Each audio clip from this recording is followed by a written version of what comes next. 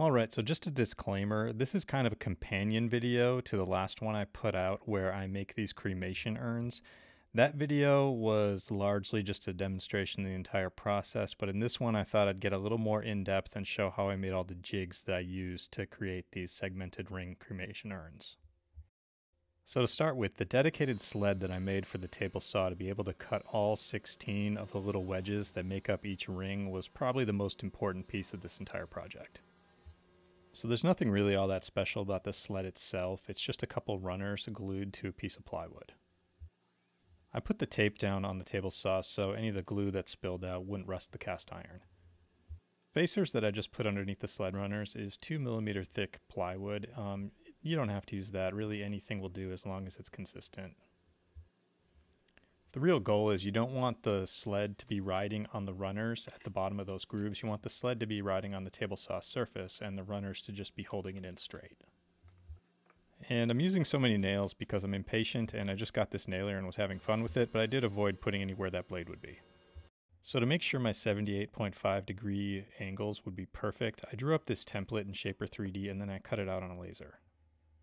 I cannot overstate enough how useful this laser is for me in the shop in making templates. It saves so much time. Design and cut out of this took maybe 10 minutes total. Of course, it did turn out that I made the template a little bit too long for my sled, but that was easily remedied.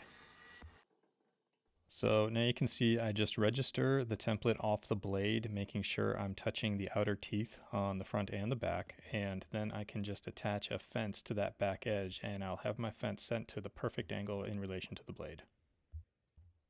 It was a little tricky to get the fence attached without anything moving, but the whole process went pretty smooth. I rechecked the angle repeatedly because any variation would throw off the angles on a 16 segment ring pretty badly. After the glue on the fence had fully dried, I did a test cut and was able to verify that I had indeed gotten a perfect 78.5 degree angle.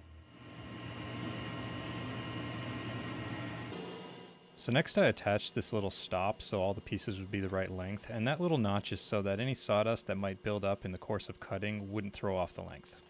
I did take care to not cut my fingers off. So this right here was a test after making that sled, and because the angles were bang on, I didn't have any gaps in between any of the pieces in this segmented ring. So that brings me to the second kind of jig I made for this project, which is my clamping jig. So this started out as some pieces of 1/2 inch thick plywood that I had left over from another project, and I ended up making 5 of these jigs because I had a lot of segmented rings to glue together and I didn't want this to take a month. So inside of every single one of these jigs there is a T-nut, and that's what I'm drilling this recess for right now. Now the reason I'm using T-nuts is really just because I had a whole bunch of them left over from my bar stool project because I had to buy a pack of 100 for that. So basically I'm just sandwiching the T-nuts between the 2 pieces of plywood, and then I'm using them to hold a screw tight so I have a threaded stud for my clamp. With that done, I cut out a bunch of circles out of some 5mm thick underlayment plywood, again using the laser. So these circles serve as a guide for all those little segments to help me kind of get it into a rough circle shape before I put on the band clamp. I covered everything with packing tape so any glue squeeze out wouldn't leave the segmented ring permanently attached to my jig. Larger circles, and then I used the white Tyvek tape on those, mainly so that I wouldn't accidentally put the wrong side down if it was clear. Another T-nut stuck in a scrap of wood makes up my clamping screw. So the reason I did it this way is I wanted to have that larger circle be able to clamp all the pieces down so they would glue up flat and coplanar, and also not fly apart, because when I originally designed this I was still planning on using rubber bands. But I opted not to use rubber bands because they didn't have enough clamping pressure, so instead I bought this roll of band clamp material with the pieces, and you just put them together and you can cut them to length and make your band clamps however big you want them to be. I say band clamps, they're actually called hose clamps or Jubilee clamps depending on where you live. So anyway, here in action, a little bit of glue applied to each one of these pieces, moved in around that inner circle, then the upper circle is put down, clamped on, band clamp installed, tightened down but not fully engaged. Then I like to take up the top part, make sure everything's properly seated, then tighten it down again. So like I said, I made 5 of these jigs, and it helped me get through the 40 rings, 640 segments total that I needed to make up these urns, and I did it in about 4 days. So last year I was making a cryptics project, and I'll put a link in the description. But anyway, I was making these wooden tubes, not unlike the segmented rings that I'm making right now, and this happened more times than I care to count. So in an attempt to make the inside of these vessels as round as possible without losing any fingers, this is what I came up with. I hogged out all the waste just using the drill press, because if I can avoid getting out the jigsaw, I do. I temporarily attached the laser cut template for the template just using a little bit of CA glue and 4 points. Next I flush trimmed the whole thing on the router, and then I removed that temporary circle. I used some double-sided tape to hold one of the rings down exactly where it needed to be, so I could then make guide blocks that would space everything correctly for when I start using this in a production mode. The blue you see is just little strips of cardboard that I used as spacers, so I'd have a little bit of slop in case some of my rings had a little bit of variation to them. The toggle clamps held the rings really tightly, but I added these little blocks to the top and bottom parts of the ring just to make sure that nothing would move when it went onto the router. And that is how I made the jig to make the inside of all the segmented rings round. I really wanted to make sure that the spiral effect of the walnut and cherry would continue evenly up the urns, so I made a special jig to be able to index everything. I wanted to make a tube so that I could also try to keep all the circles even with each other as I glued everything together, which didn't really work out all that well, but as far as the indexing portion of this jig goes, it worked really well. So I made this framework because the tube had to be basically custom sized. I couldn't find anything off the shelf that was the right diameter. And I just glued the pieces together with hot glue because this didn't have to last and it needed to go together quickly. Next, I needed to put some skin around it, so I took some more 1/4 inch thick plywood and I cut a ton of kerfs into it so that it would be bendy enough to be able to go all the way around that tube. The piece of plywood I'm cutting here I actually had to do twice. I did not have the blade raised high enough and I ended up cracking it the first time. Anyway, once that was cut, I carefully attached it to that framework that I made earlier. I did the initial attachment point with some CA glue and masking tape, and then I just used wood glue for everything else and let it dry. I left a little bit of a gap in the plywood, and that will serve as my actual index marks as I put the rings together. And just like my segmented ring clamping jig, all this stuff was covered in Tyvek tape, so I wouldn't have to worry about any oversqueeze gluing my rings to the jig. Then all I had to do was put glue onto the rings, and I could just use that gap to line up where the edges were in the cherry rings, and after it dried, move it over and glue the next one on. And it kept my spacing pretty much perfect. But because I didn't make the jig really tall enough, I did have to do each urn in 2 goes. So this is a jig that I really thought was going to be brilliant, but it did not make its way into the original video because it didn't work and was a stupid waste of time. I'm going to include it in this video though because maybe somebody will identify its flaws and figure out a way to make something like this work, or at least it'll prevent somebody from trying to do the same stupid thing that I did. Anyway, what I'm basically doing is making a rotisserie for the urns, and I'm putting some bearings into this piece of wood here so that the threaded rod that'll eventually run through the center of the urn will have something metal to spin on. Now, in point of fact, I know that the concept here is sound because I've already done something like this last year where I turned cylinders using a table saw in a rotisserie setup like this. However, based on some feedback that I got for the video I made for that project, which I'll put a link of in the description, some people found the entire concept to be both terrifying and possibly very unsafe. I disagree with both those points, but ultimately you shouldn't try it if it makes you feel uncomfortable. But to that end, I decided that I would try to do this again, only in a way that might seem more safe, or possibly be even more effective. I did take what I learned from my original table saw lathe contraption, and I applied it to this, and the part I'm putting on right now is a removable end piece, which my original version did not have, and though this jig ultimately didn't work, it wasn't because of this element. Being able to remove one end of the jig really made loading the cylinder onto it a lot easier. So I created this little lathe that would hold the cylinder in the middle and spin it around. And what I'm doing right now is I'm creating a cap for it where the idea was I would have different shapes that I could put on to be able to make repeatable and highly accurate profiles on whatever cylinder I was turning. So I'm sure that makes about 0 sense, but you'll see what I mean. So the piece that I'm cutting right now is for the first of the 2 caps, and this one is to be used just to make the cylinder round or roughly round. Here you see how this cap part fits onto my little wood rotisserie. I added some guide rails spaced for my trim router. That finished the first cap template.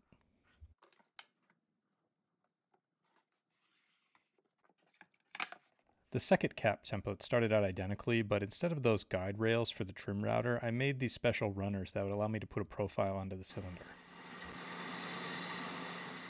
As you can see, I laser cut the templates, and that is further proof of just how much I enjoy having that tool in the shop.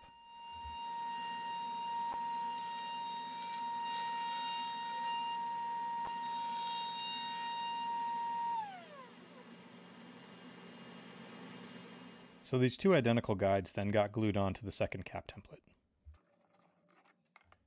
And then I played with the cordless brad nailer some more.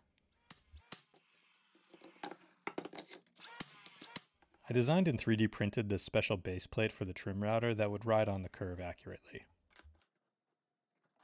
So with my cap templates made, it was time to motorize the lathe.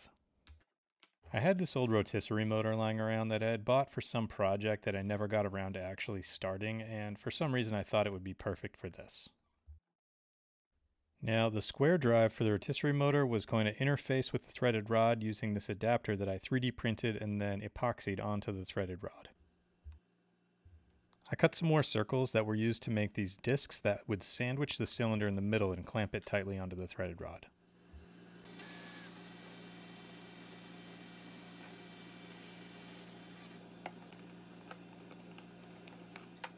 Turned out I had a slight issue with the size of the piece of wood that I was going to use to mount the motor. It would get in the way of the caps, and it would also get in the way of those little brackets, so I just trimmed the ends off.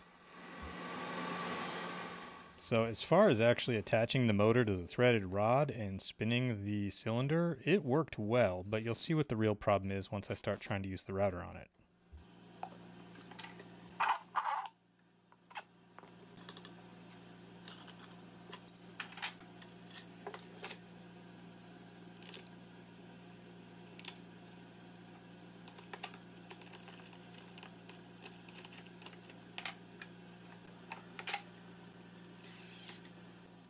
One of the fundamental problems with this setup is that rotisserie motor is not powerful enough and spins too slowly to actually make this work.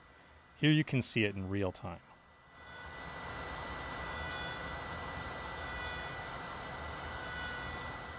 Now we're sped up to 6 times speed, and this is only removing the slightest amount of wood, but making it completely down the entire cylinder was going to take forever. This shot is a time lapse sped up to 300%. I spent about an hour getting all the way down this and had to change the batteries in the trim router at least once. Eventually I got a good rough turn on the cylinder, and then I tried to use the profile cutting template, and that did work, but I had the exact same problem as the other one, and here you can see how that rotisserie motor would stutter about 30% of every rotation. After several hours of playing around with this stupid thing, I realized I needed to stop being dumb and use the correct tool for the job.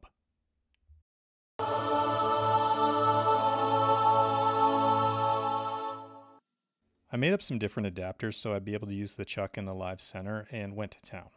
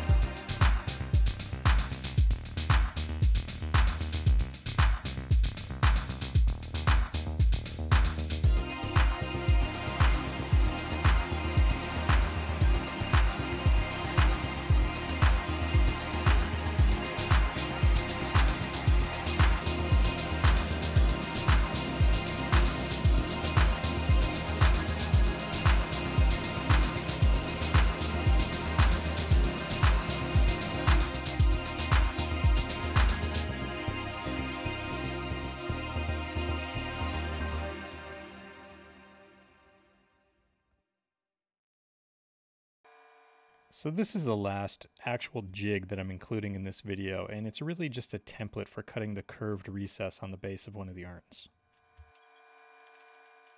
Again, it's just cut out of some 1/4-inch plywood using the laser.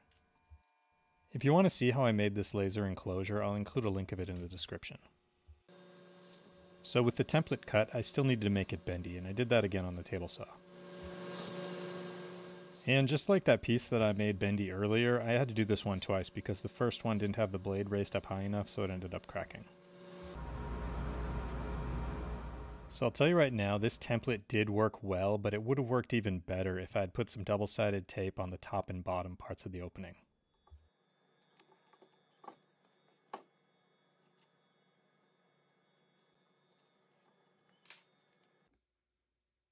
I used a holdfast to hold the urn securely to the bench, and then I used the trim router with a guide bushing to hollow out that little recess.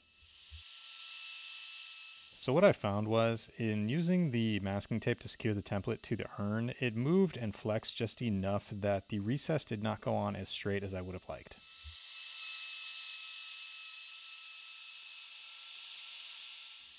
I'm going to still call this one a success though, because I was able to clean everything up using hand tools and a minimal amount of effort.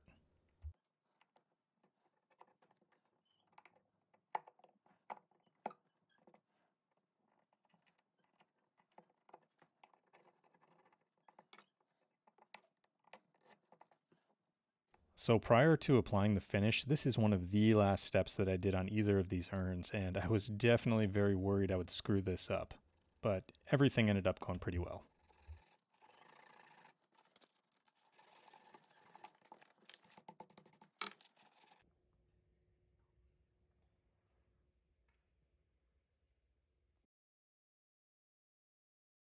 I figured I would include just a little bit more about how I did the marquetry panels for the tops of each of these urns and the little brass tag that goes on one of them. I cut these veneers myself, and after running them through the drum sander, they ended up to be about 3/32 of an inch or so thick. I cut the lily shape out using this laser because it has a narrower kerf than the bigger, more powerful one that's inside of the enclosure. I cut the lily shape out on 5 different types of wood to see what would look best. I ended up using walnut, cherry, white oak, maple, and koa, though in the final versions I did not include the white oak. This is not my first time messing around with marquetry cut with a laser, and I'll say one drawback of doing this is that the pieces don't always fit as perfectly as they might had I done all this by hand, but on the other hand, I'm not good enough at it to actually do this by hand, so this is really a win for me. The walnut pieces that were inside of the flower blossoms and the leaves were incredibly delicate. I used some laser masking paper to hold everything together while I got the substrate surface prepared with glue. I put on a relatively thick but very even layer of Type Bond 2 so that a little bit of the glue might squeeze up in between the pieces while it was being clamped. I'm not sure if that happened, but at least I didn't have any squeeze up above the pieces, which I definitely didn't want. There were still very small cracks between all the pieces, and instead of trying to hide them, I decided to accentuate them by using this ebony pore filler. I figured it would work like eyeliner and just enhance what was there rather than trying to hide something.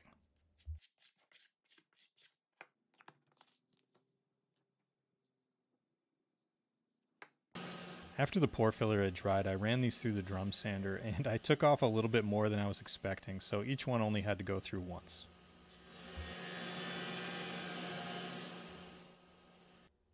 I did final sanding up to 220 before I cut these things out. Because I had accidentally cut the veneers so thin, I wasn't confident that it would provide a good bearing surface to be able to flush trim these on the router table, so I had to resort to very carefully sanding them. Original video showed gluing these onto the urns and doing all the finishing pretty well, and it didn't require any explanation, so I'm not including that in this video. So this is literally the 3rd separate laser that I used on this project, and here is what the original tag looked like. I wasn't really satisfied with the marking that the IR laser did on the brass by itself, so I decided to try it again using Ceramark spray. So how this stuff works is that the laser basically burns it onto the metal, and then when you wipe away the excess, it leaves nice black marks. I ran this again under the IR side of the F1 at 100% power and 10 on the speed and had really good results. This might have worked with one of the more powerful diode lasers that I had, but with the 10 watt diode that's in the F1, it definitely wasn't going to work.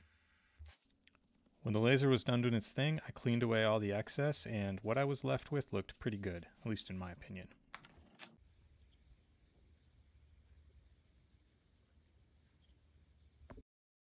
So that's how I made all the jigs and a few of the more technical aspects of what it took to make these urns. Well, almost. There was one other jig that I didn't include in this video.